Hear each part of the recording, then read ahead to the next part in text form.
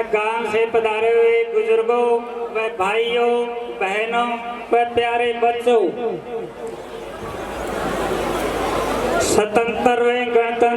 स्वतंत्रता दिवस की आप सभी को हार्दिक शुभकामनाएं।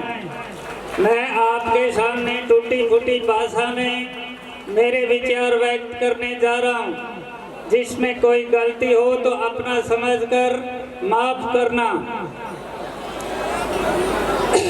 वर्षों तक गुलामी में जीवन यापन करने वाले हमारे पूर्वजों को स्वाधीनता दिलाने वाले महापुरुषों को याद कर उन्हें श्रद्धांजलि देने के लिए आज हम सभी यहाँ पर एकत्रित हुए हैं। लेकिन आज का दिन पूरे देशवासियों के लिए सबसे प्रमुख दिन है। लेकिन यह सब कुछ समझना एक हमारी सोच से अलग है, क्योंकि आज हर मनुष्य जाति एक भौतिकता के युग में रुपए के पीछे लीन होती जा रही है, जिसको आप और हम सभी देख भी रहे हैं। जिस दिन दीपावली व होली का त्योहार आता है, उस दिन सभी घरों व गांव में हजारों व लाखों के पटाखे व रंग उड़ाया जाता है। लेकिन हमारे देश का सबसे प्रमुख त्योहार 15 अगस्त और 26 जनवरी ही है। उस दिन हमारे पास अपने ही बच्चों का भविष्य देखने के लिए भी समय नहीं है। 2 रुपए खर्च करना तो बहुत दूर की बात है। समझ में नहीं आता कि इस सरस्वती माँ के मंदिर से बड़ा कोई मंदिर इस देश में तो है नहीं। फिर भी बारंबार कहने पर भी एक वर्ष में 2 दिन ही इस मंदिर तक नहीं आना चाहते। जो हमारे देवों के मंदिर हैं, उनमें हम सभी रोजाना जाते हैं। यही हमारी इस भौतिकता के युग में भूल है। उन मंदिरों तक जाने का रास्ता हमें किसने दिखाया? सभी त्योहारों व मंदिरों के रास्ते इस सरस्वती माँ के मंदिर से ही प्राप्त हुए हैं। इसलिए मेरा सभी ग्राम वासियों से निवेदन है कि 15 अगस्त और 26 जनवरी को समय निकालो और इस सरस्वती माँ के मंदिर में पहुंचकर उन महापुरुषों को याद करो, जिन्होंने इस देश को आज़ादी दिलाने के लिए अपना सब कुछ न्यौछावर किया था।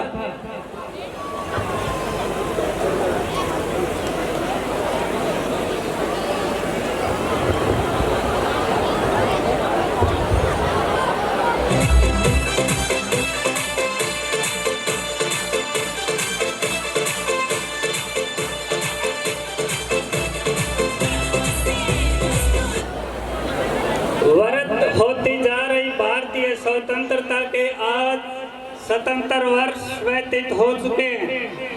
वृद्धावस्था जहां शारीरिक आशंका लाती है, वहीं वैचारिक एवं मानसिक परिपक्वता लाती है। लेकिन यदि दिल पर हाथ रखकर सोचें तो वर्तमान परिदृश्य एकदम इसके विपरीत प्रतीत होता है। हमारी वर्ध होती स्वतंत्रता ने हमारे देश के युवाओं को परिपक्व बनाया है, जबकि हमारे देश के अग्रणीय राजनेता इस परिपक्वता से परे नजर आते हैं। भारतीय युवा बेटे व बेटियों की सफलता से ओतप्रोत छलांगे ही पूरे देश की खुशी को कायम बनाए रखने का प्राप्त कारण है, क्योंकि हमारे देश के युवा बेटे व बेटियों ने अपने आप को शारीरिक, मानसिक, वैचारिक एवं साहसिक मुकामों पर पूरे विश्व में कामयाबी स्थापित की है। हमारी युवा पीढ़ी को चाहे हमारे मजबूत राजनेताओं ने अपने शासन की बागडोर सौंपने में कंजूसी बरत रखी है, युवा तो चलने लग रही है। सचिन जी अरीर गए तारी बरत रखी है, फिर भी हमारा युवा बेटा हो या बेटी आसमान की ऊंचाइयों तक पहुंचा हुआ है।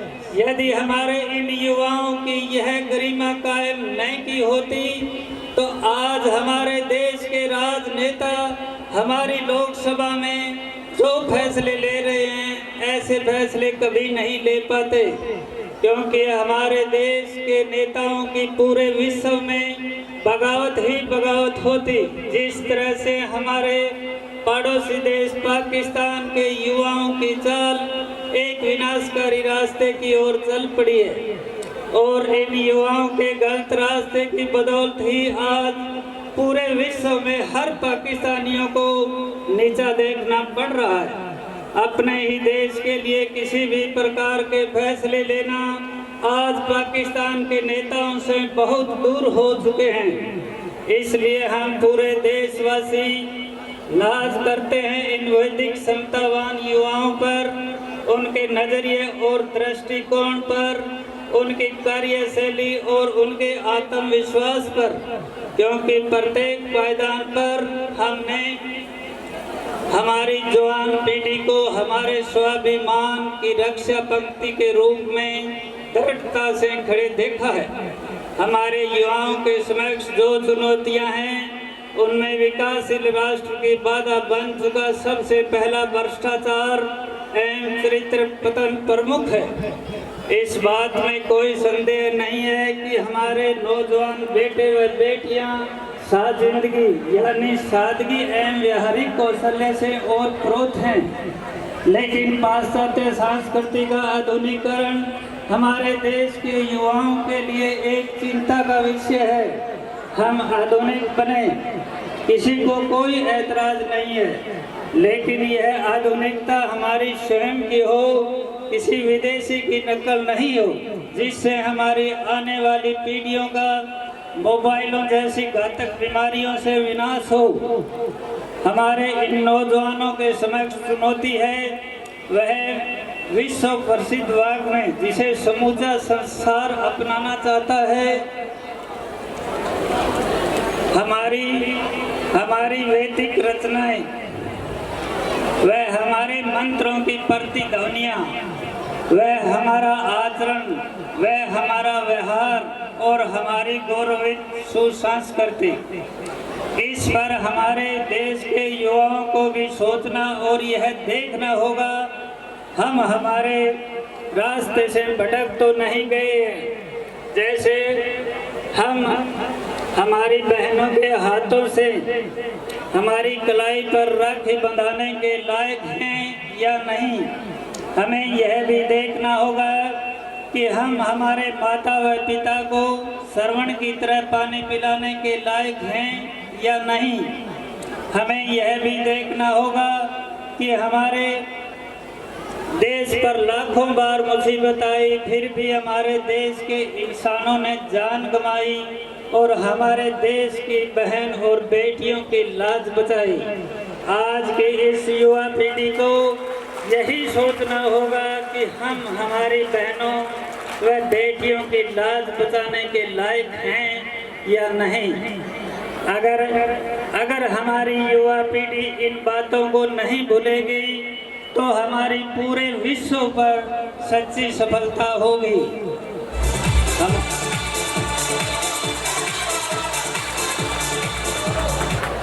हमारी पिछली पीढ़ी निजी कारणों से जो बुलंद मुकाम नहीं छू पाई, उन बुलंदियों को छूना हमारी सबसे पहली प्राथमिकता कही जानी चाहिए, क्योंकि हमारी युवा पीढ़ी की क्षमता अहित्य है, हमारी निष्ठा अडिग एवं अविचल है।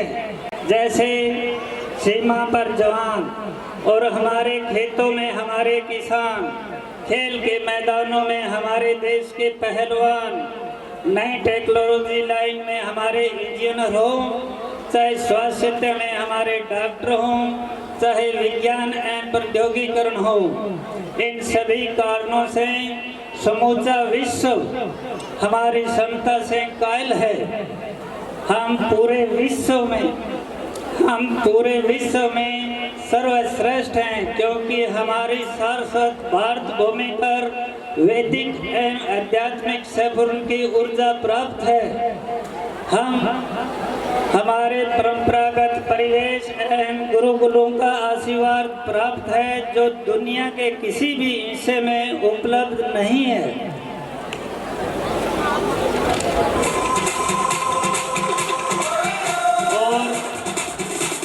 और आज हम सभी को जरूरत है स्वतंत्रता की 77वीं वर्षगांठ का महत्व समझना हमारे लिए आवश्यक है।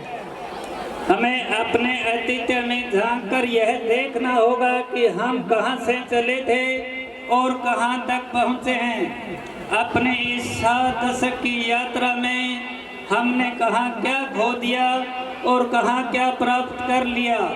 पूरे देश की 1.25 अरब जनता को अपने भीतर झांक कर देखना होगा कि हमने तरक्की के पायदान तो पाए हैं, लेकिन क्या अपने ही देश की परंपराओं का निर्वाह कर पा रहे हैं या नहीं। इस समय हमें देखना होगा हमारे पूर्वजों के खेल के मैदान, वह हमारे पूर्वजों के खान पान, रहन सहन, वह सभ्यता और उनकी संस्कृति को। और हमें देखना होगा कि कोठियों एवं इमारतों की नींव में इंसानियत जिंदा है या नहीं। और हमें देखना होगा कि हमारे पीपल के पेड़ों की छाया में पलने वाला प्यार, वह स्वाभिमान कहीं खो तो नहीं दिया है।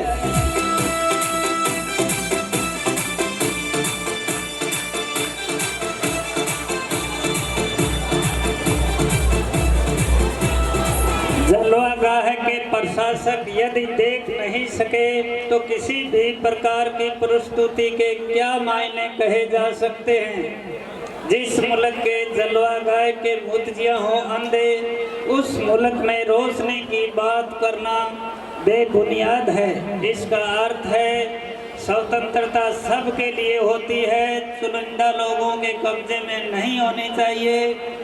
हमें उस प्रत्येक इंसान के दुख और दर्द को समझकर उसे बांटना और अपनाना होगा, नहीं तो यह स्वतंत्रता की प्रत्येक व्यक्ति की पृथक पृथक परिभाषाएं बन जाएगी और जिसका जैसा भी नजरिया होगा वैसा ही अपना लेगा। जय भारत।